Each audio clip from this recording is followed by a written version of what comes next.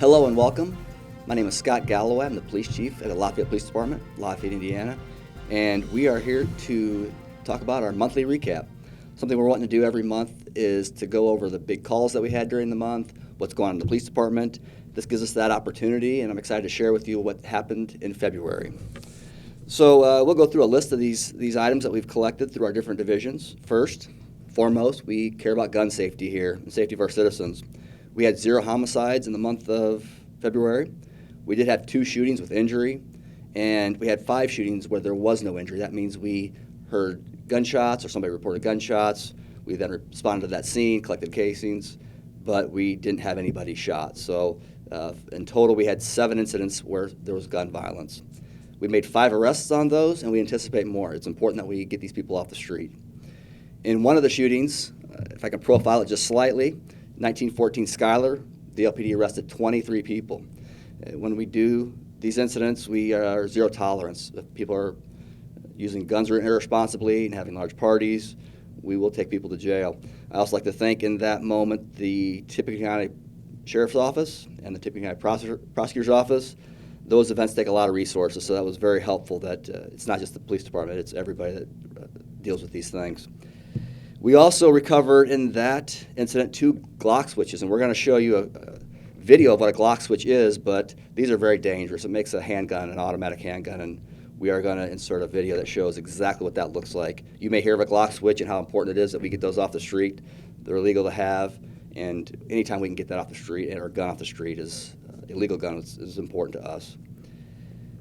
We had, like I said, 2 shots fired with injury, and those were all involved a drug deal. In the 7 shootings that we had, there was not one time that a random person was targeted. I can reiterate that. It's good to be safe, to be vigilant, but these are all incidents where the people know each other and there's some sort of conflict. Going on another note, we had our detectives arrested a person named Cody Damaris, and that was the help of the tactical team. He was charged with 6 counts of child molestation.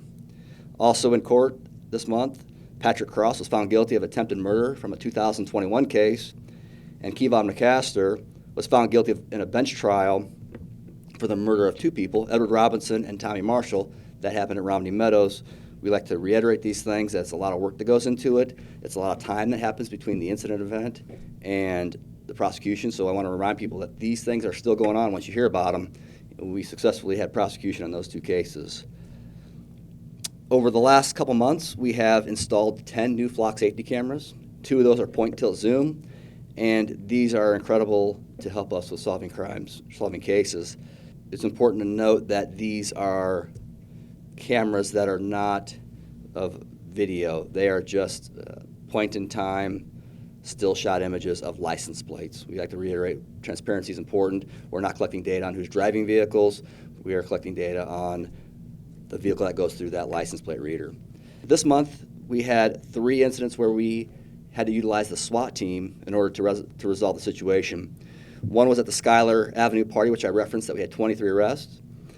We used the SWAT team also on the Cody Damaris arrest, and we had a barricaded subject that we used the SWAT team. In those SWAT callouts, 2 of them we used the crisis negotiation team. So there's a lot of resources when we deploy these units for these major events. We also make sure we're communicating with schools that an event is going on, bus routes, and community safety is important. So we thank those teams for their dedication, their training, and they're excellent at what they do. Interdepartment workings, we are transitioning to a new vest carrier for our officers.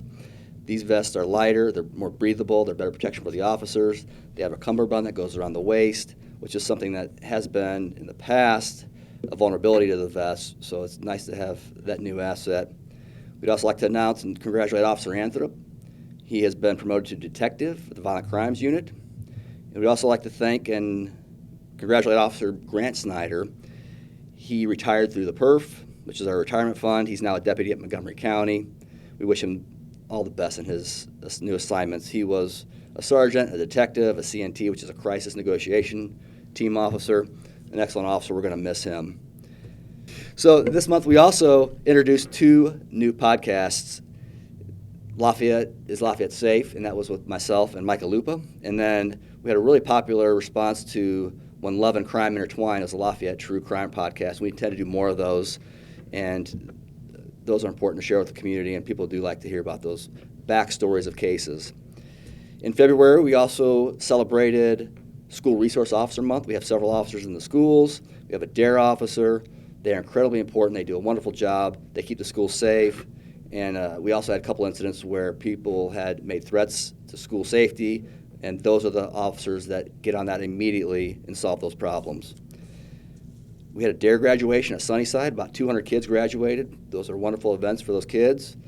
And when it comes to recruiting and our officer staffing, which is very important to us, and on an inside note, we had 3 officers finish their in-house training. So an officer, if you can imagine, gets hired, they go through in-house training, then eventually they go on the street for some field training, then the academy, then back. So that whole process is about a year long. So we just had 3 people graduate the in-house training. So we do like to give noteworthies to our officers and give them accommodations for the work they do. This month, Officer Ramirez received a noteworthy for his initiative and self-control in a stressful situation. Officer Silva, in his relentless follow-up and an arrest of a sex offender, he received a noteworthy. So also receiving a noteworthy were Officer Levesque and MK Reilly for the same call, where they teamed up to follow up on a walker that had been stolen from a 4-year-old disabled child.